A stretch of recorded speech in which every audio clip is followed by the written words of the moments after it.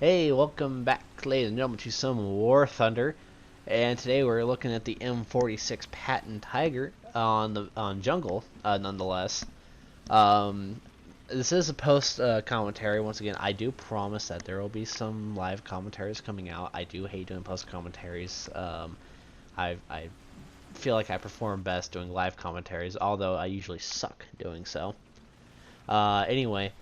This is the premium M46 patent, and I absolutely love this tank. I got it via, well, I got it on sale when there was that 25% Golden Eagle sale going on, and I had a 25% discount on this tank, so I pretty much got it for half price. I had a discount, so might as well, or I thought might as well get it, you know. Anyway.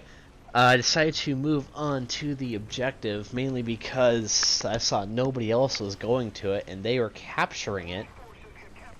But trying to sort of tiptoe my way over there, I do see that they have a lot of heavy tanks. And for those who have this tank, you should know that,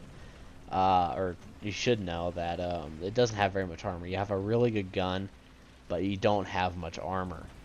But anyway, sort of deciding, screw it, I'm gonna rush towards the objective, but also seeing that I got the side that has the hill leading up to the objective, which I do use that hill religiously to my advantage, and it sort of ends up saving my life in a couple aspects.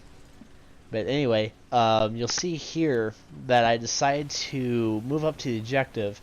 And due to the way War Thunder counts as you being in the objective, your center of mass, as long as your center of mass is in the objective ring, you will be capturing the objective. And I use that to my advantage.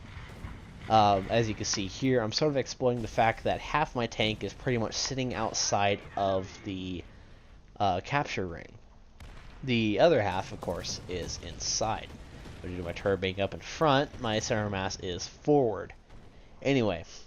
I do decide to capture this objective, but seeing that a lot of artillery is coming around me, I decided to back off and sort of make my escape.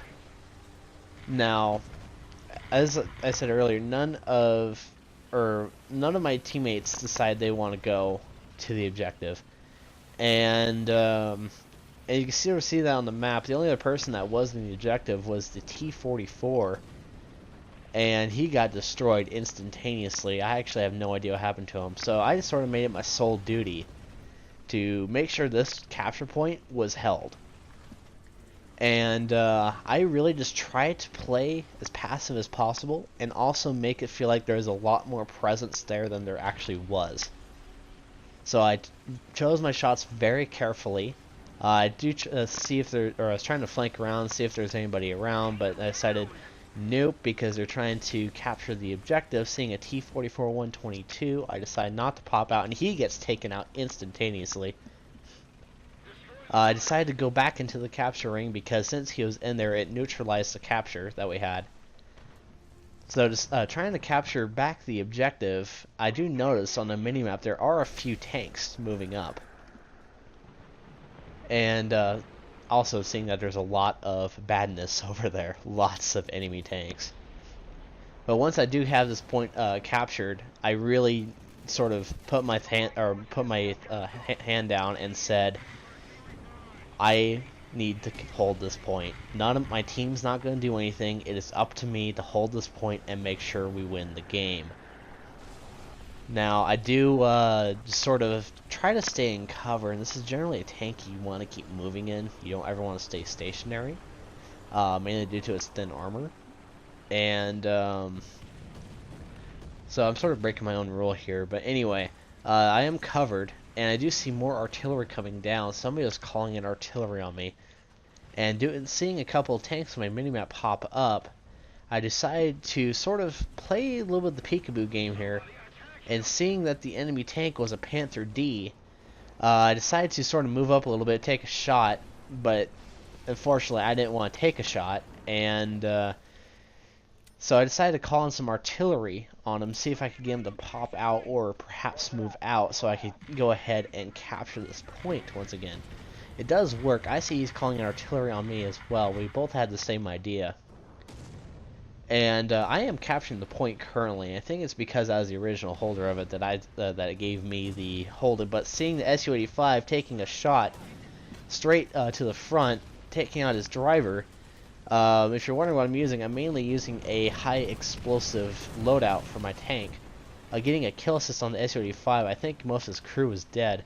Seeing the Panther D taking a shot right into his side, taking out his turret crew. Actually, I think it's A model, not the D model. Derp. You guys are probably screaming at me. Anyway, I decided to make a tactical retreat just to get behind this hill a little bit. They do have the point captured, but seeing on how much shit was being dropped on me, I really, really did not want to take the fall there. Anyway, sort of creeping my way back up to get into the capture zone, trying to play as cautious as possible, seeing the Panthers still there. I decided to pop out to take a shot, not zooming in, shooting the hill by accident. He shoots at me, bounces off my frontal armor. It is thick enough to bounce shots, but just don't rely on it to bounce everything.